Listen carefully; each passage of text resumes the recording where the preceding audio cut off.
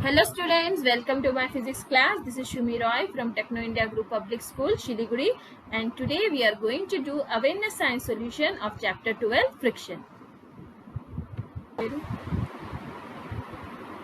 In our previous classes, we have discussed very short answer type questions and short answer type questions. Today in our class, we are going to discuss long answer type questions. So the first question of long answer type question is question number 66, that is define friction. What are the factors affecting friction? Explain with examples. So firstly, we are going to define friction. The force that opposes the motion of an object is called friction. Means friction is an opposing force. Then there are two factors on which friction depends. The first factor is the nature of two surfaces. When the two surfaces in contact are smooth, then the friction between them will be small. And as the degree of roughness of two surfaces in contact increases, the friction also increases. So here in the picture you can see the first surface is smooth. Means here the friction will be very less because the roughness is very less. And on the second surface, the surface is very rough. The degree of roughness is more, so the friction will be more. The example is the pencil cell travel less distance on newspaper sheet, whereas on the other hand the pencil cell travel more distance on wet marble floor. So this is the example which shows that friction depends on the nature of surface. A pencil cell will travel less distance on newspaper because newspaper is having a rough surface, whereas the same pencil cell will travel a more distance on a wet marble floor. Marble floor which is considered as a smooth surface, and if it is wet it is even more smoother. Now the next factor on which the force of friction depends is the force with which two surfaces are pressed together. If the two surfaces of object are pressed together harder by a greater force, then the friction will increase. For example, it's easier to push a light box having less weight because it presses the floor with less force and hence friction is less. Whereas it is difficult to push a heavy box having more force because it presses the floor harder with great force and friction is much more.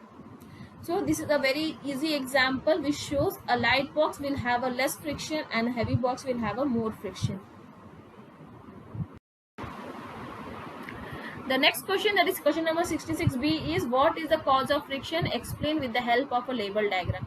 The cause of friction is interlocking of irregularities in the surface of two objects which are in contact with each other. So here in the picture you can see the friction is due to the interlocking of irregularities. The irregularities you can see in the picture, zoom out picture, and friction is due to the interlocking of these irregularities. A smooth surface will have minute irregularities, so friction will be less there, and a rough surface will have large irregularities, so the interlockings will be more, so the friction will be more. The next question is give examples to show that friction depends on the nature of two surfaces in contact. The friction depends on the roughness as well as smoothness of the surface. If the surface is rough, then the surfaces in contact have more interlockings and thus the friction is more. Thus the object is not able to move easily due to more friction. On a rough surface, the irregularities are more, so the friction will be more because interlockings will be more. Whereas on a smooth surface, the surface in contact have very less interlocking and thus the friction is less. Thus the object is able to move easily due to less friction.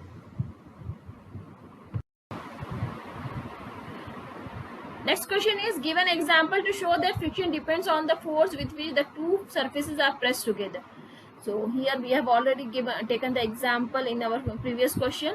Suppose a person is pushing a heavy box, then he has to apply say force F1. In the first case you can see a person has to push a single box and then he has to apply a force F1. Now if the same person pushes two boxes of same mass as the previous case, then in this case he will have to apply more force to overcome the larger friction as in the earlier case. So when we are going to increase the mass of the object, or we can say when we are going to increase the weight of the object, then there will be more interlocking. The interlocking will be pressed together, the irregularities will be pressed together, so the friction will increase. Thus friction depends on the weight of the object. If we are increasing the weight is nothing but force in physics, so heavier the weight, more the force is exerted by the object on the surface, and thus more friction is produced.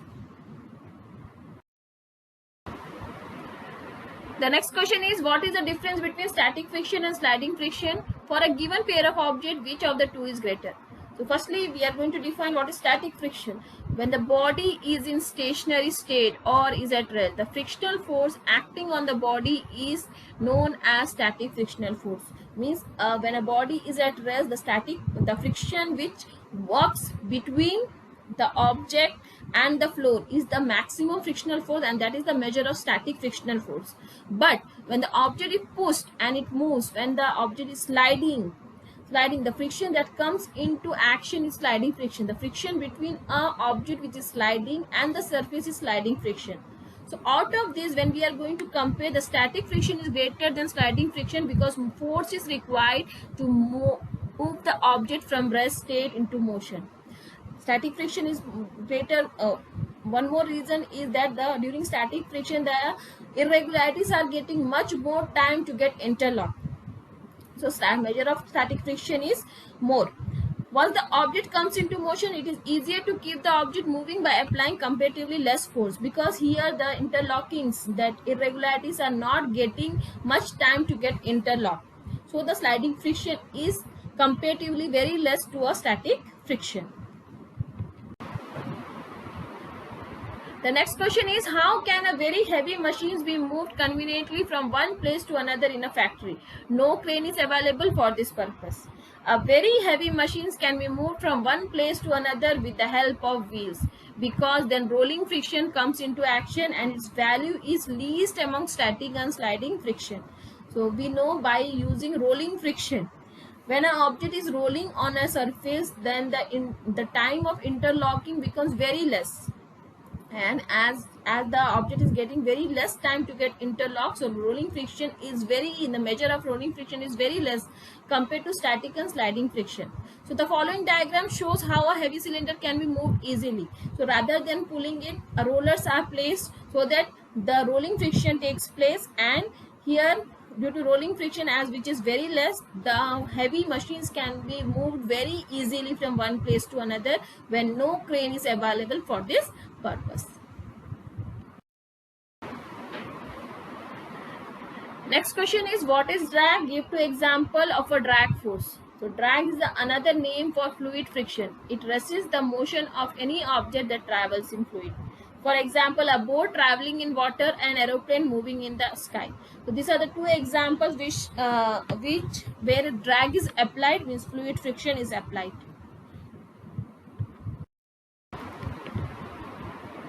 The next question is, how can you reduce the drag on something moving through the air? So the object are built in special streamlined shape to reduce the drag while moving in the air. Example, birds and aeroplane have streamlined shapes. The scientists and engineers have observed the natural flyers and natural swimmers to recognize that a streamlined shape can reduce drag.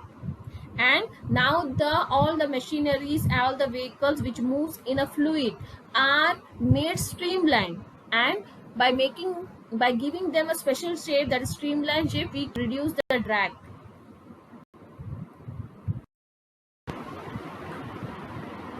The next question is, what is meant by streamlined shape? Name an object which usually have a streamlined shape.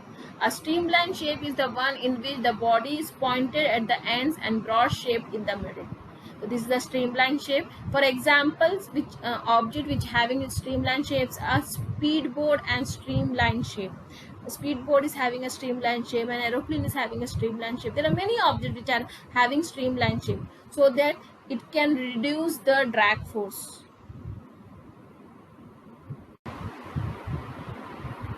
The last question is, explain why objects moving in fluid should have streamlined shape. The object moving in fluid must have streamlined shape so as to reduce the air drag or fluid friction that opposes their motion in any fluid. A streamlined shape will reduce the air drag, and the scientists and engineers are observed natural flyers and natural swimmers, natural flyers like birds and natural swimmers like fish, and they have developed that streamlined shape can reduce the air drag. So because of that only, all the object which moves in fluid are made streamlined so that it can reduce the drag force. So students, with these questions, we have completed long answer type questions. Thank you for joining the class.